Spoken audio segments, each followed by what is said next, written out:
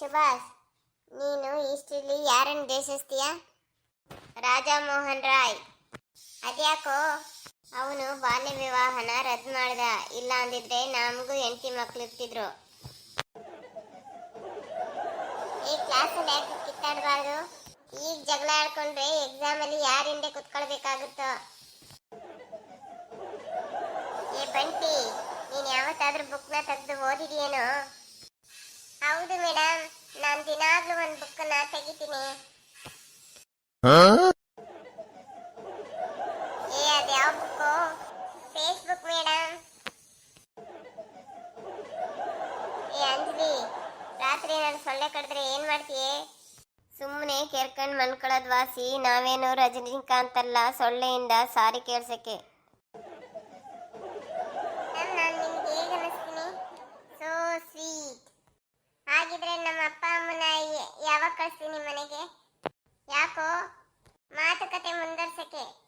ಏಯ್, ಏನೇನು ಮಾತಾಡ್ತಿದೀಯಾ? ಟ್ಯೂಷನ್ಗೋಸ್ಕರ ಮೇಡಮ್. ಏನ್ ಮೇಡಮ್ ನೀವು ತಾಯಿ ಸತ್ವಾಗ್ಲೂ ನೀವು ವಾಟ್ಸಪ್ ನೋಡಿ ನೋಡಿ ನೋಡಿ ಹಾಳಾಗೋಗ್ಬಿಟ್ಟಿದ್ದೀರಾ. ಏ ಪ್ರತಿಭಾ, ನೀನ್ ಹೇಳೆ, ಒಂದ್ ವರ್ಷದಲ್ಲಿ ಎಷ್ಟು ರಾತ್ರಿ ಇರುತ್ತೆ? 10 ರಾತ್ರಿ ಮೇಡಮ್. ಅದೆಂಗೆ?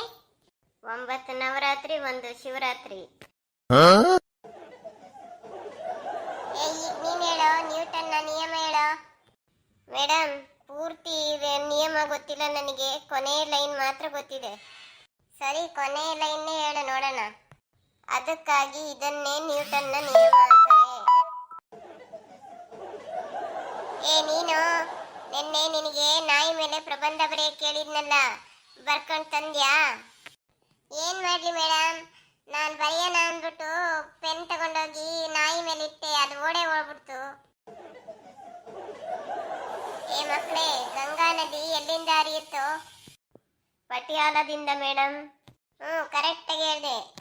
ಅಲ್ಲ ಮೇಡಮ್, ಮಕ್ಕಳಿಗೆ ತಪ್ಪಾಗಿ ಹೇಳ್ಕೊಡ್ತಿದ್ದೀರಲ್ಲ, ಗಂಗಾ ನದಿ ಗಂಗೋತ್ರಿಯಿಂದ ತಾನೇ ಹರಿಯೋದು. ನೀವು ನನ್ನ ಸಂಬಳ ಕ್ಲಿಯರ್ ಮಾಡೋವರೆಗೂ ಅದು ಪಟಿಯಾಲದಿಂದನೇ ಹರಿಯೋದು. ಪ್ಲೀಸ್ ಲೈಕ್ ಮಾಡಿ, ಸಬ್ಸ್ಕ್ರೈಬ್ ಮಾಡಿ, ಕಮೆಂಟಿನ ಮೂಲಕ ನಿಮ್ಮ ಅಭಿಪ್ರಾಯವನ್ನು ತಿಳಿಸಿ. ನನ್ನ ಹೊಸ ಚಾನೆಲ್ಗೆ ಪ್ರೋತ್ಸಾಹ ನೀಡಿ. ಲೈಕ್ ಆ್ಯಂಡ್ ಸಬ್ಸ್ಕ್ರೈಬ್ ಮಾಡೋದನ್ನು ಮರಿಬೇಡಿ ಪ್ಲೀಸ್.